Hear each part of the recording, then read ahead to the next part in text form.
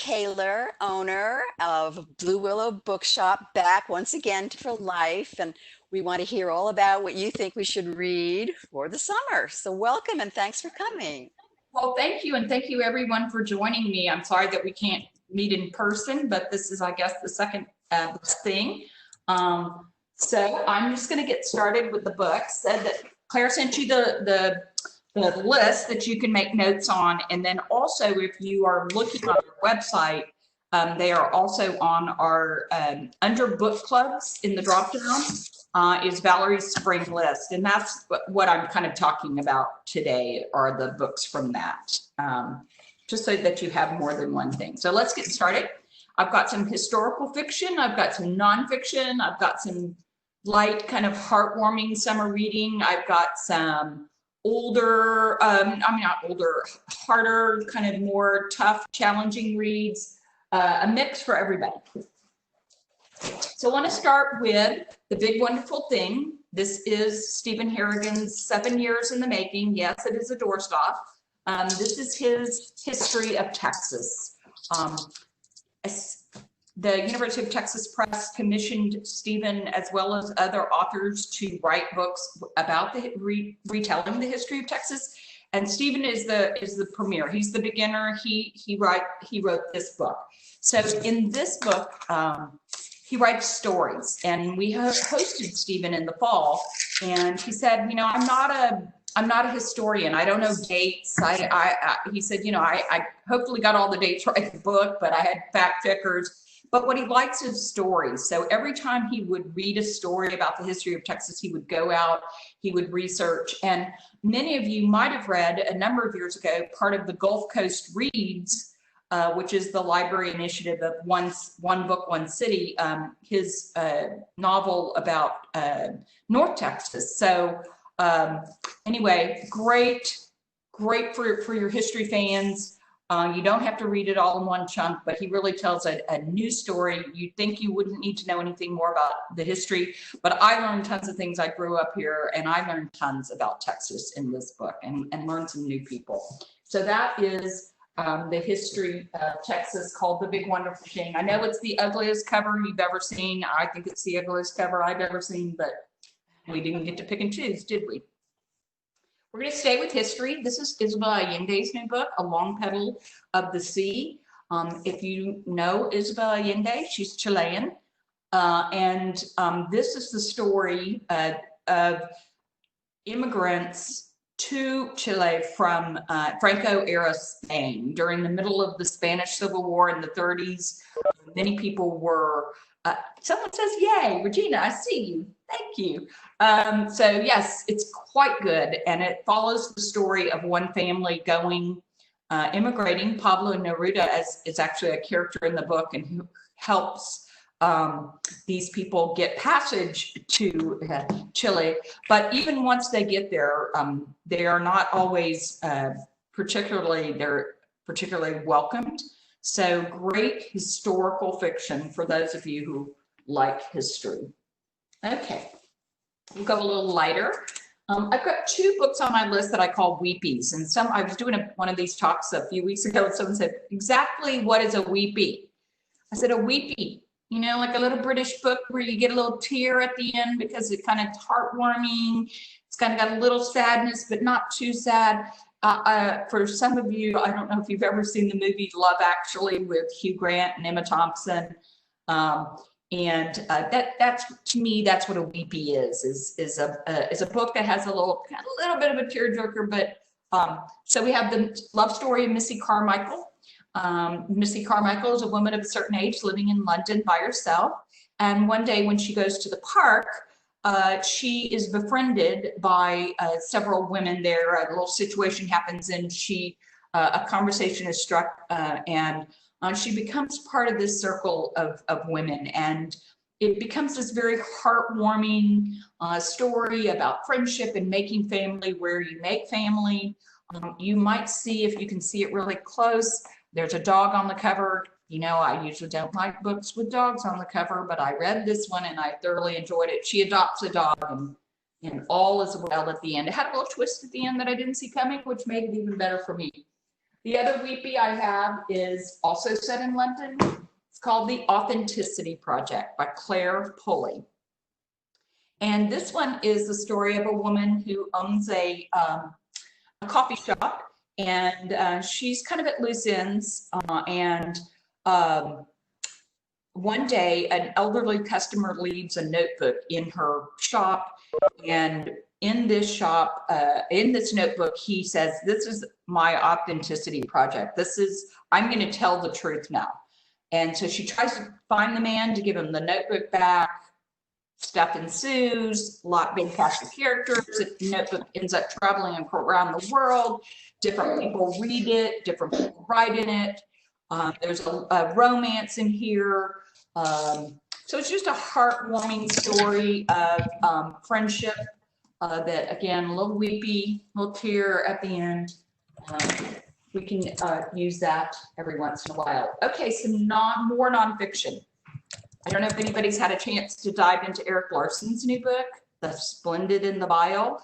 So this is his latest. He always writes a great history book that has a personal story set against a backdrop of a larger historical either event or era. The last book he did was Dead Weight, which I'm pretty sure I brought to you, which was about the sinking of the Lusitania. This is about the Blitz of London. And that era that from the time Churchill is elected prime minister through the end of 1942. So it's not the entire war, but it's that very concentrated time when London was being bombed on a daily basis. What he's done here is he's taken a lot of primary source material, a lot from Churchill's daughter's diary. A lot of these people kept very thorough diaries at the time. What my favorite part was when he talks about the Blitz, he takes from the diaries of the man on the street, the common person. If you were living in London at that point, and you were keeping a diary, and that diary is now in the hands of hopefully some historical collection, which always makes me go back to something that Anne Weisgarber said years ago. Those of people who write historical fiction love reading diaries of the everyday people, because you really get a feel for the time and the tone and the dress and what people were eating. And so awesome. Again, he knocks it out of the park with The Splendid and the Vial. All right, my next book is a memoir. It's by Ginger Gaffney. It's called Half Broke. Ginger Gaffney is a horse trainer. She lives in northern New Mexico, and she was asked by the state to come to a ranch that's kind of like a rehabilitation ranch for prisoners. The idea was that part of their rehabilitation would be that they would train horses, but the horses were completely out of control and untrained. And the people none of the prisoners knew how to train horses. So she not only has to train the horses, she has to train the people to help train the horses. And she gets a real deep insight into, she's already well versed in the horse world, but a real deep insight into what it's like for these people who are trying to rehabilitate their lives. Incredibly moving, and just reads very beautifully. You get a feel for the landscape of northern New Mexico. Really very well done.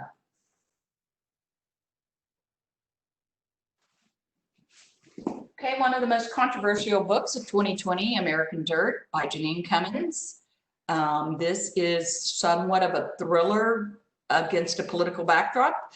It is about a woman who is actually a bookstore owner in Acapulco, Mexico, and she has befriended a customer over the love of poetry, a gentleman that lives in town with her. And one day she finds out, somewhat by accident, that her husband, who is a journalist, is getting ready to expose the drug cartel, and this man is the drug lord of this drug cartel. The opening of the first chapter is absolutely horrific. It is drop dead horrific. And then she has to go on the run with her young son to get away from the drug cartel, and she heads toward the Texas border.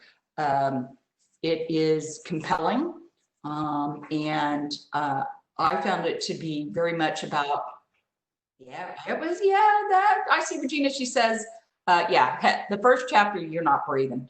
Regina says it's on her list and she's intrigued because of the controversy. So for those of you who may not have read this, of course, this controversy has been completely overwhelmed by our recent controversies of our stay-at-home pandemic and the recent unrest in the parts of the country with protests and more. So the controversy with Janine Cummings is that she is not Mexican. She is of Puerto Rican descent, but she is definitely not Mexican. And as this book was coming to publication, it was getting a lot of hype from a lot of different people. The publishers were very excited about it.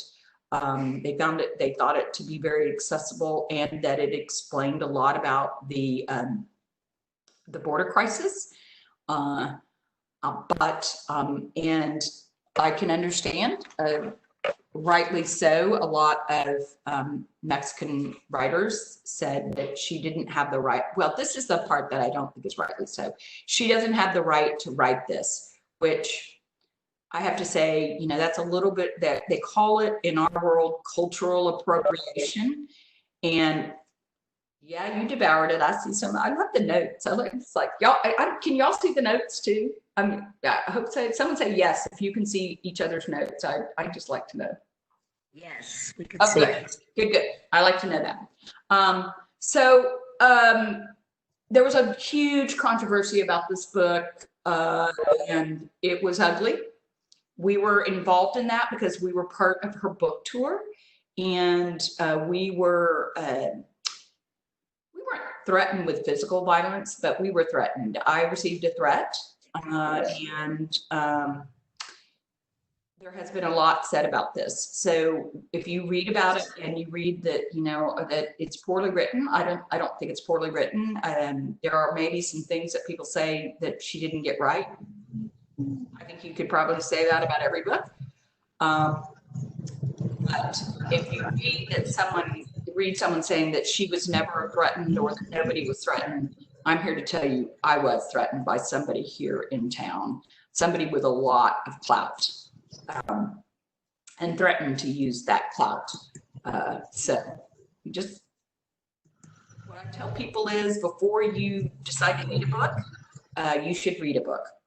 And I was interviewed by the Chronicle, and I asked the woman who was writing the article, have you read the book? And she said no. And I said, it's really hard to write an article about a book that you haven't read, especially because this was an opinion article, not a factual article. So anyway, I will stop talking about American Dirt, but do read it. It's good. Oh, yeah. Ann Patchett's The Dutch House. Loved it. Ann Patchett is the queen of dysfunctional families. If you've read any of her books, she writes it very well. She knows it and she writes it. I loved it. It is told from the point of view of the young boy growing into manhood, and the house plays an important part. So it's about a boy and a girl who are, their mother has left the family and their father remarries, and the new wife is not as wild about having them around as one would hope, and it's kind of how they deal with that through their life. But the house is very key. And Susan, I see you saying you loved it too. Okay, I'm going to make my little plug for Libro FM. That is our partnership with audiobooks through the plugin, but you can also, I know, download them from the library. Fabulous on audio. So Tom Hanks narrates it, and he is so good at getting that boy voice. He's just wonderful. So The Dutch House by Ann Patchett. I meant to get all these books out, but I keep running in here. All right, this is Dear Edward by Ann Napolitano. And this was a Read with Jenna book in January. So in this book, the there is a plane crash, a jetliner, somewhere, I think it's in Colorado, somewhere in the middle part of the country. And no one survives except one person. And it's a young boy who's not quite a teenager. His whole family dies. And he's the lone survivor. So he is left with his grief and his rehabilitation and sent to live with his childless aunt and uncle. Still cogitating on it. I liked it. Okay, so a lot going on in this story because it's a lot about grief. There's also a lot about love in there, and it has a beautiful ending. The boy ends up really only being able to relate to the girl who lives next door to his aunt. And as they grow up through their growing up teenage years, it becomes both a solace and a burden for both of them, mainly for her.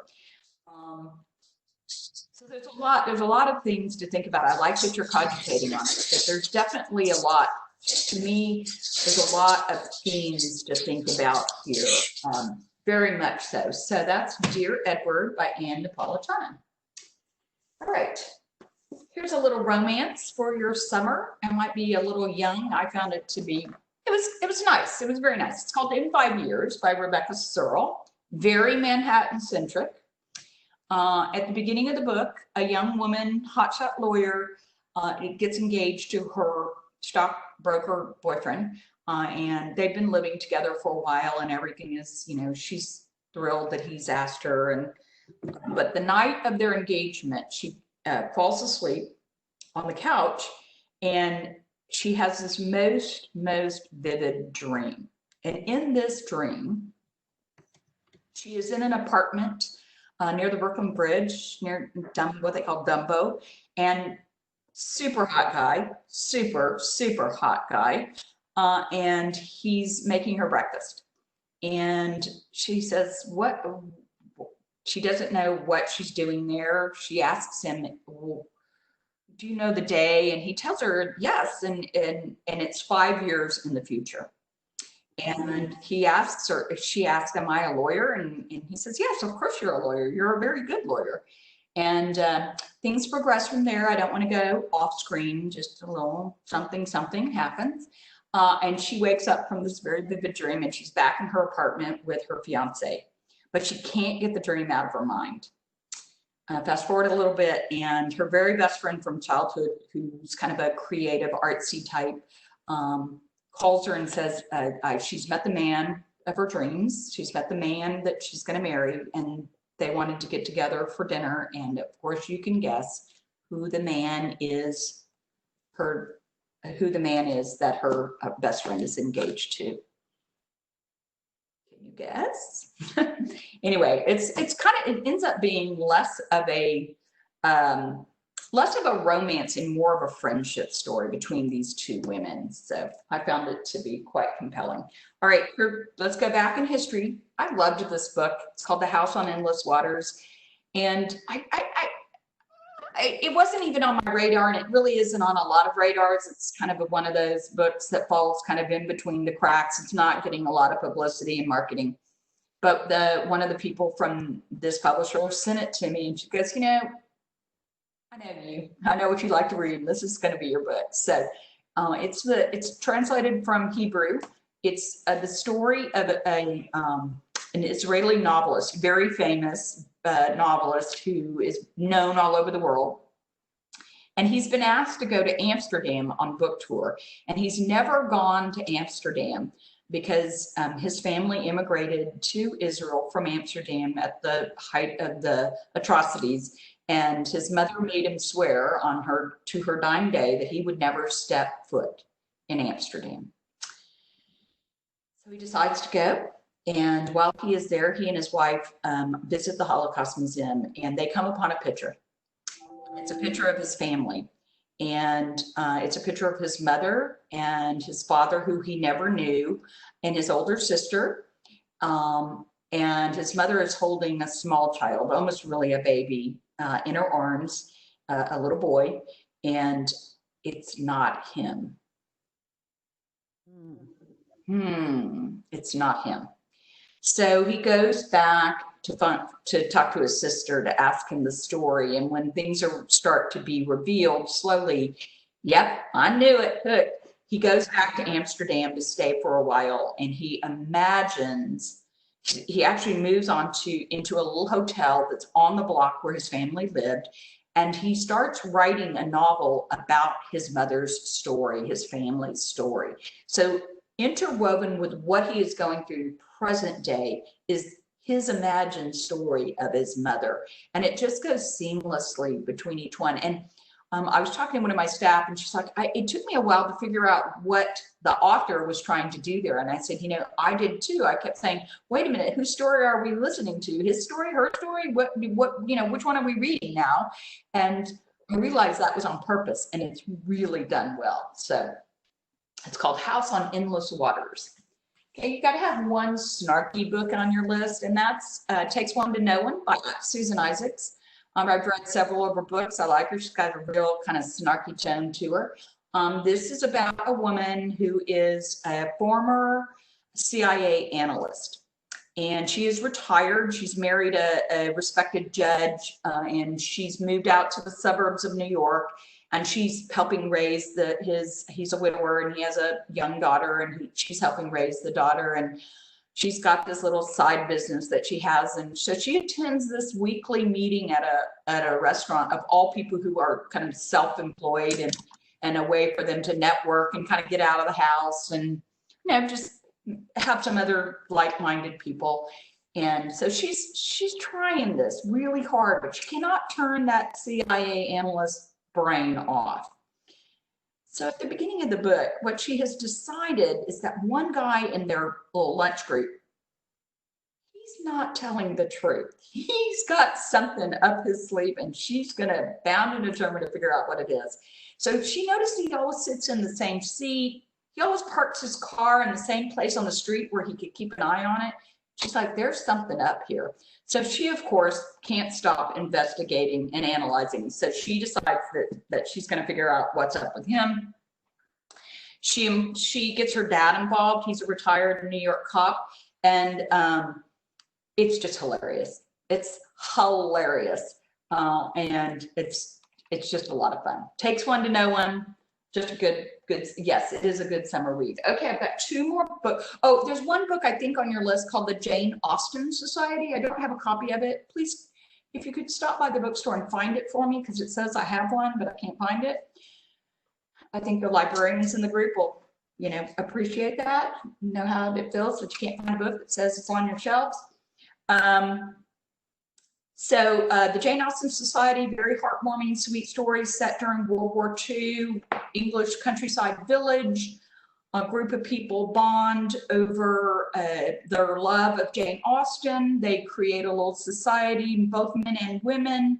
And this is what kind of helps them get through the dark days of the war, is that they have this bond. And so it's just a very charming, sweet, heartwarming story. I don't know what else to say about it. It's just sweet and kind, and I loved it, and the other staff members have loved it as well. So, all right, now down to my last two, and these were my two favorite books of 2019, 2020 so far. Yes, I would definitely compare it to The Potato Field. Yep, I would definitely compare it. Yes, absolutely. Good comp on that one. I'll have to remember that. This is Running with Sherman. Sherman is a donkey. When my rep showed me this book, presented this book to me last fall, she said, you will love this. This is a book about a donkey named Sherman. And I said, I'm not reading a book about a donkey named Sherman. I loved it. So Christopher McDougall is he wrote a best-selling book called Born to Run. He's a sports journalist. He's a long-distance runner. And he lives in the Amish country with his family. They have some goats and chickens, and they, dogs, cats. But one day, one of the persons in the Amish community comes to him and says, we're doing an intervention in our community. We have a family that are hoarders and who are neglecting their farm animals. And to take Sherman, the donkey, in. He says, I don't know anything about donkeys, but he takes the donkey in, and there starts this story of how this community bonds over this donkey. And he does a lot of learning about donkeys, and what he finds is donkeys need a purpose. They need a goal. So he decides that he and Sherman are going to participate in the running with the burros in Leadville, Colorado. And he gets other people in the community involved, but it's much more than just Sherman's story. Like I said, it's really the community story. There's a lovely side story about a family of a teenage boy and a teenage girl who are competitive swimmers, and when they both decide their senior year of high school, they're not going to swim competitively anymore. Their mother says, okay. I mean, it's pretty brutal, brutal because they have to drive long distances to practice and compete and everything. But what happens, and what he's done the research in, is that both of these kids go off to college and fail miserably. And part of what has been studied is that these kids, especially young people who are in these they're like elite athletes, when they stop being an elite athlete, many of them have difficulty adjusting to that, physically adjusting to that. But when this boy fails out of college, his mother brings him home and asks Christopher to kind of take him on as a donkey trainer, if you will. And then this boy finds a purpose, like the donkey. It's just a lovely story. I know I'm rambling on about it, but I love it so much. I can't tell you how much I love it. Okay, and who knew? A book about a donkey. All right, so here's my last book, and this one is called Valentine. This is a debut novel by Elizabeth Wetmore, and it is set in West Texas in the 1970s. It's Odessa, and it opens with a pretty brutal assault of a young girl on Valentine's Day out in the oil fields. And when this young girl walks miles after this assault, she ends up at the ranch house of a woman, Mary Rose. And Mary Rose has to make a decision about whether she's going to help this girl. And so then we move into different stories. So the story is told from, I think, 7 different women's point of view, including 2 girls. And it's really about community and about how difficult it can be out there, and how little resources the women have for change in their lives. But what Elizabeth also does well, that I thought was beautiful, is she doesn't make Odessa to be this horrible, horrible place. She just makes the situation to be hard, and it is hard for a lot of people. And I think even now these days, for a lot of people in different circumstances, it is difficult. But she loves the land, and she loves West Texas. And so she really kind of interplays those 2 things together in such a beautiful, beautiful way. So if you want to see, there's an interview with her and with Elizabeth, who was supposed to come to the bookstore in April. And of course, we haven't had anybody visit us since mid-March. So last week I interviewed Elizabeth, and it's posted on our Facebook Live that you can go and watch the interview, and it's she's quite a lovely woman, and she kind of delves into the background of the book as well. And just if you are interested, this is also a read with Jenna. So this is Jenna Bush Hager, who is on I think it's the Today Show. I'm sorry, because I don't watch morning television. I'm pretty sure it's the Today Show. She's on with Jenna and Hoda. And last year, when Jenna and her sister Barbara were in town for their picture book, I gave this book to Jenna and said, hey, I think your parents would enjoy this, and so would you, having your roots in West Texas. And I didn't know if she even read it or not until the books came in before they were published, and it had this read with Jenna. So I thought, well, that's really cool. She chose it. She picked it because I gave it to her and I recommended it to her. And I wish she had told me that she was going to mention us on the air when she introduced the book, because of course I got immediate phone calls for all the books we had in stock. I could have stocked up a little bit more, but we're back in stock with it, and we're thrilled that she picked it. And it was just kind of a nice little shout out to the ladies at Blue Willow from Jenna. So that is what I have for you. Maybe there's something else. I thought I put the list. Oh, here it is. Just want to see if I skipped anything. I don't think so. Does anybody have any questions for me? Isn't 5 Days Gone on there? Did I miss that? Oh, 5 Days Gone. You're right. That is not on. It is. I didn't bring that home with me. So 5 Days Gone, awesome nonfiction memoir. So Laura Cummings' mother grew up in a little fishing village on the east coast of England. And when she was maybe 4 years old, she and her mother were at the beach and she disappeared. The whole town rallied looking for her. She just disappeared. And her mother looked away for 1 second and she was gone. Well, 5 days later, she shows up in a clean dress, different dress, not the dress she was wearing, on the side of the road. And someone saw her and brought her home to her family. That's the family story. And that's the story that her mother grew up with and that she grew up hearing Laura did growing up. But it's much more involved in that. And that's where this story comes in. So as her mother started to learn things as she grew up, she realized that maybe who she thought was her mother, it was not really her mother. And that there was another story that the town was kind of keeping from her. And it's a story of secrets and a story of family and a story of investigation by Laura.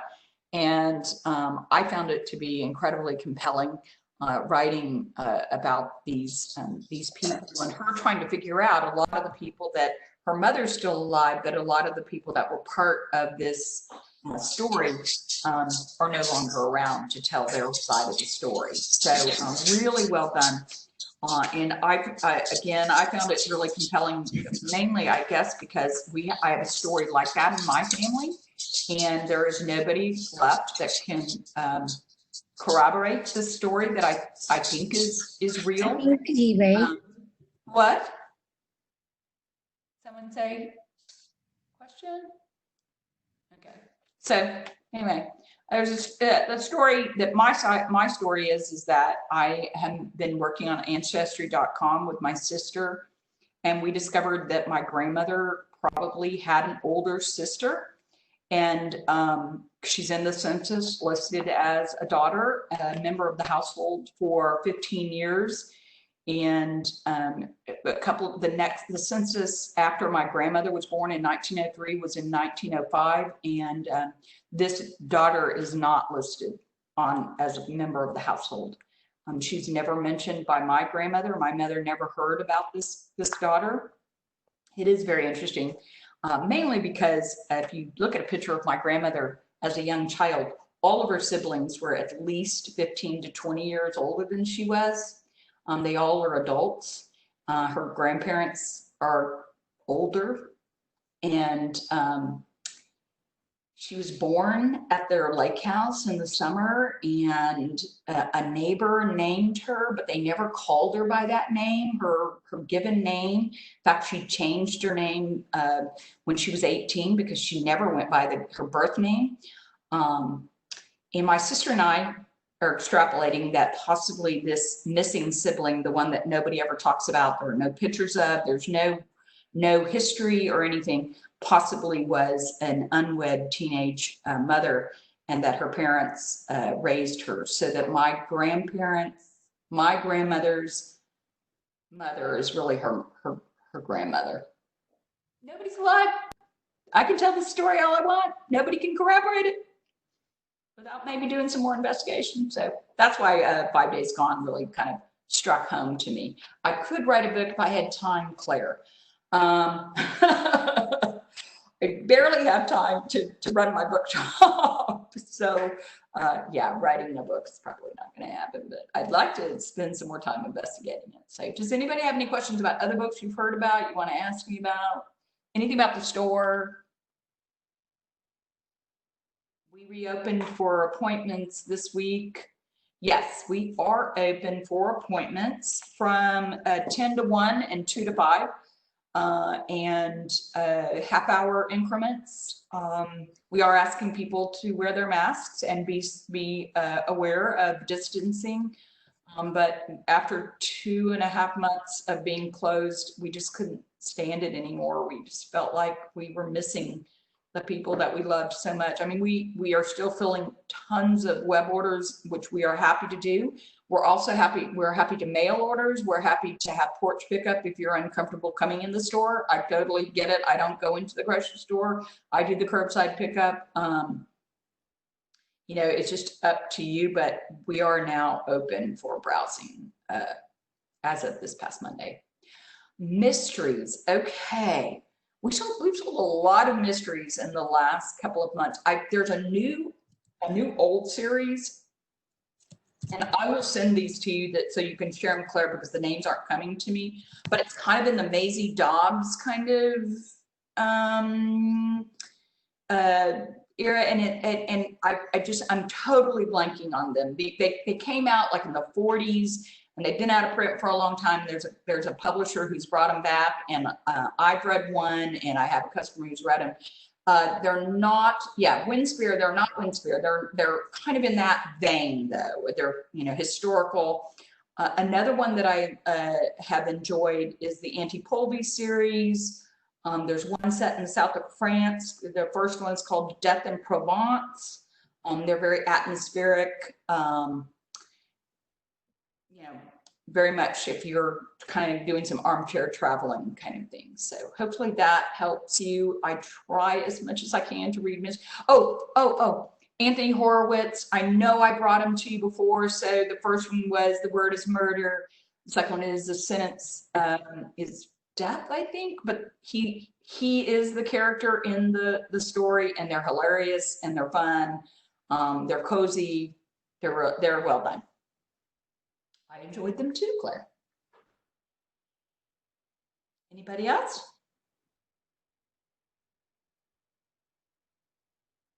All right, well, I appreciate everyone joining. Claire, thank you so much for inviting me again. I love talking about books, and I love being able to maybe bring some new ones to you. I'm hoping that the library has most of these on hand. People can get a hold of them. Even if they're done by audio. So we just love hearing your ideas.